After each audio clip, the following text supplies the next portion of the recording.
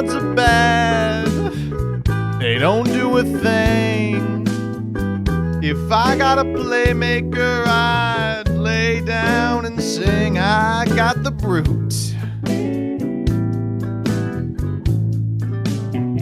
The brute blues. I hope my second wave is better, but I ain't counting on the news.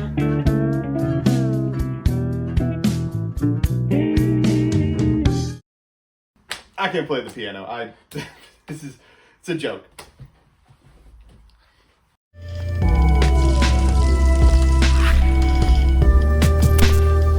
Good afternoon, Jank enthusiasts. I'm MBT, and this is 10-Minute Testing. I'd kind of hoped we were just going to be able to avoid this TMT entirely, but unfortunately I've irrevocably tethered myself to the goodwill of my patrons. Like a jester dancing for a disinterested king, I'm starting to think some of you just delight in my pain. The Masochist series is that way, folks. Anyway, here's RB.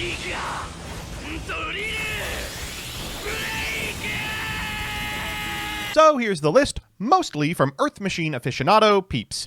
As always, I'll give you a background about the archetype, a little bit of a discussion about what I hope the deck can do, and of course the card by card. But first, this video is sponsored by Yu-Gi-Oh! Pro Deck. Despite what some Yu-Gi-Tubers who shall not be named would have you believe, the TCG is alive and well. And if you're looking to start your journey into paper, there's no better place to begin than Yu-Gi-Oh! Pro Deck. With up-to-the-minute reporting on every major tournament worldwide, searchable and interactable pie charts and deck lists, and all the bells and whistles you've come to expect from one of the best draft and collection management sites on the net, Yu-Gi-Oh! Pro Deck is the place to be. Check it out today at www.ygoprodeck.com.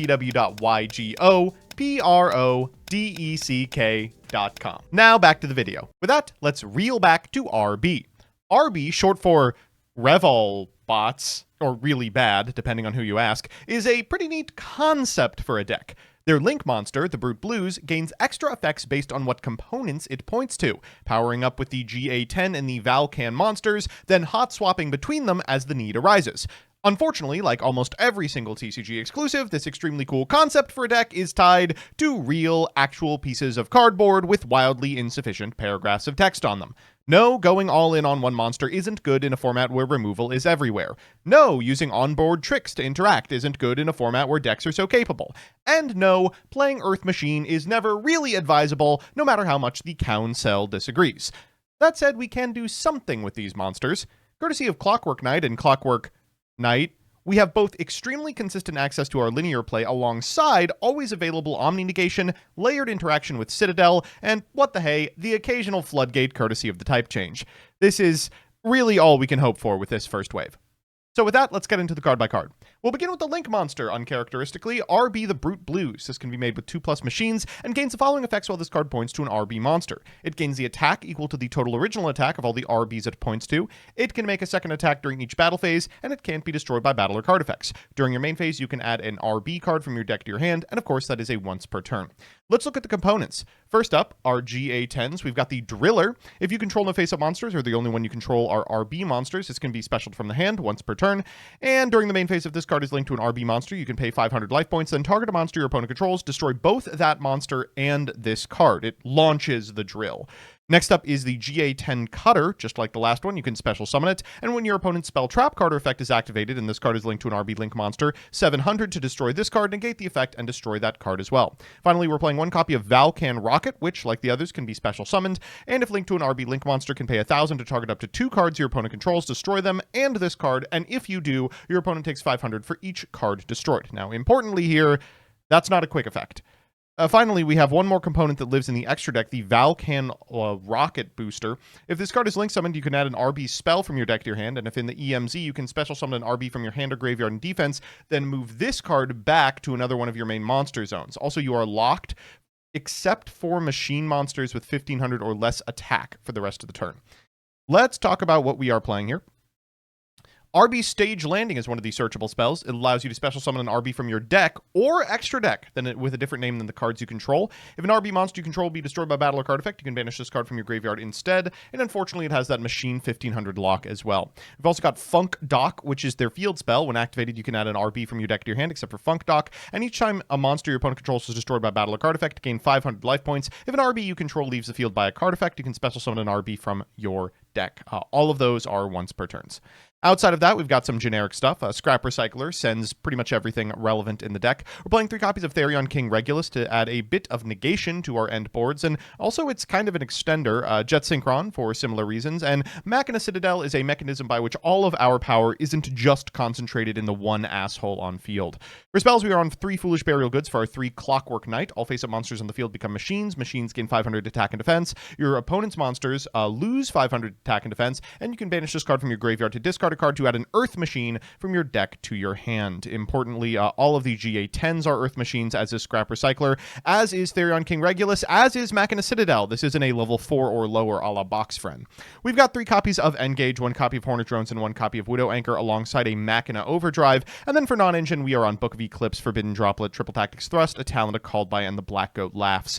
In the extra, we've got 3 copies of Clockwork Knight, which on Link Summon allows you to send a face-up continuous spell you control to the graveyard to add a Clockwork Knight from your deck to your hand. You can target a machine monster with 1,000 or less attack in your graveyard, tribute a machine, accept this card, and special summon the targeted monster in defense position. Unfortunately, no links. 3 Sky Striker Aces, the Valkan Boosters, the Barricade Borg Blocker, Ballista, an SP Little Knight, and triple Brute Blues. In the side, we've got our Fuelos, Ash Blossom, Raigeki, Lightning Storm, Harpy's Feather Duster, and Dark Hole. We really need a simplified game state with a deck like this. So with that, let's jump into the games. Our first match is up against Yummy. Before you get too excited, seeing a deck this capable is the first strategy we are intending to defeat. Keep in mind that Yummy has to retain monsters on field in order to pop off, and that's kind of the only thing this deck is poised to beat.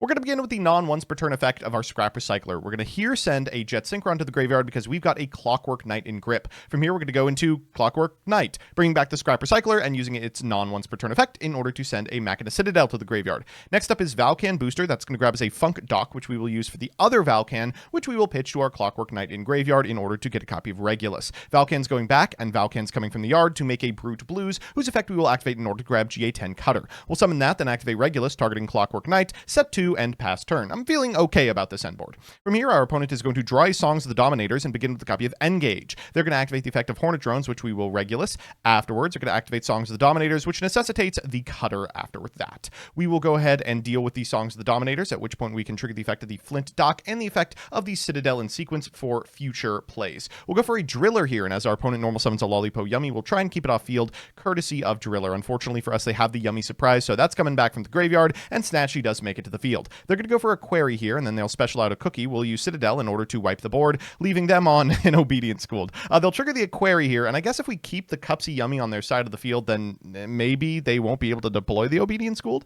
We'll negate it with the effect of the Widow Anchor, and as they go to combat, I realize they're trying to clear the board for the Obedient Schooled, so we've set it face down as well. From here, we can go Brute Blues on our turn to get back a Driller, special the Driller out, then activate the Driller effect in order to pop this copy of Cupsy Yummy. We'll trigger the effect of the Funk Dock, and then the effect of the Funk Dock and the Citadel. They get to go for a Query here, which is a little scary because they are going to get a Lollipo Yummy. We'll bring back the Machina Citadel and get a Cutter as well. They'll go Lollipo targeting our Regulus, which is frustrating, but that means we can Triple Tactics Thrust into a Triple Tactics Talent. We'll go Clockwork Knight, then activate the Talent in order to take the Lollipo, and then afterwards we'll just go to the battle phase for 27, 27, and 35. So that's how the deck performs on the play, but what does it do on the draw? Our second match is up against, that's more like it, Kashtira Dragon Ruler. I thought this deck was going to be really good. The Dragon Ruler stuff is killer. Well, our opponent's going to begin with a copy of Kashtira Unicorn. That's going to grab them a second copy of Birth as they make Rise Heart banish 3 off the top of our deck, and it's just another couple of copies of Book of Eclipse. I guess no Widow Anchor this game. They're going to bring back the Fenrir, and then afterwards they will grab themselves a Tearlaments Kashtira, which will be sent for this copy of Title.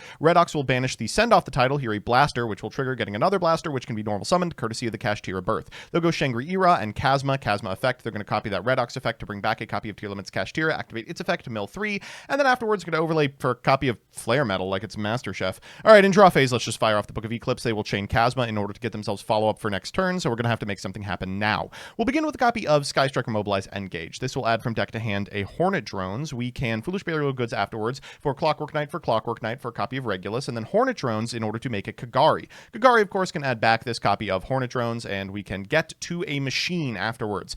We will summon the token and make a Barricade Borg blocker. We will activate its effect to get that Citadel in the graveyard, then fire off Stage Landing for a Valkan rocket. Let's make a copy of Booster and activate the effect of the booster in order to grab a Funk Dock. Funk Dock here can grab us another Stage Landing, remember not once per turn, into Valkan Booster, into Rocket, into Stage Landing for the Brute Blues. Not summoned properly, but he doesn't care. We'll activate its effect for a GA10 Driller, then summon to a Link Point. Finally, we will go for Regulus and Valkan Rocket's slow effect, popping both Birth and the Shangri-Era before it's protected. We can go to the battle phase here and walk over our opponent's last remaining monsters, getting some life points in the process, may be relevant for the Flare Metal Dragon. They will Chasma into Redox, but we do get to clear everything courtesy of the Brute Blues and even get in for a whopping 500 points of damage. We grab back the Clockwork Knight courtesy of Barricade Borg as well. That's kind of funny. Imperm here is going to target the Valkan Rocket. Don't think that was maybe right. Kashtira Birth afterwards for a Fenrir. We'll use Driller in order to pop that Fenrir, leaving them just on a Spectral and a Dream. We do get to trigger the effect of the Citadel in the Funk Dock here as well, summoning out a Cutter. They're going to go for Redox here, summoning from the Yard, then the Blaster from Banish in order to grab Burner. That gives them the necessary material for a Spectral, which we have to negate with the Regulus, and then afterwards they can Tempest to their side of the field. Probably worth the Citadel here, so we will pop it and their monsters, trigger the effect of the Funk Dock, and they pass it back. Whew, a lot to deal with in this Dragon Ruler deck. It just gets to play out of the graveyard. So it's time for that all-important Game 3, and, well, it was fun to pretend.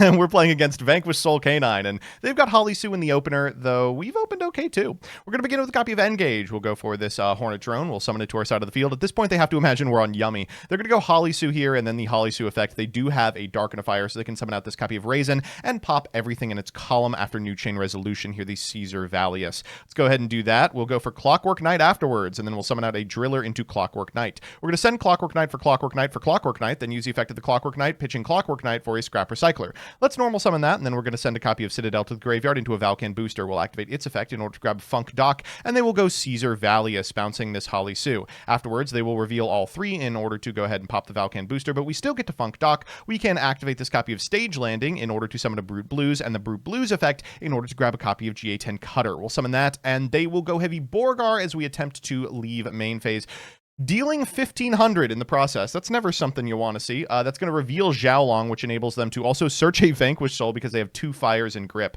The thing about Vanquished Soul Canine is the Canine stuff is really the less impressive half of the deck.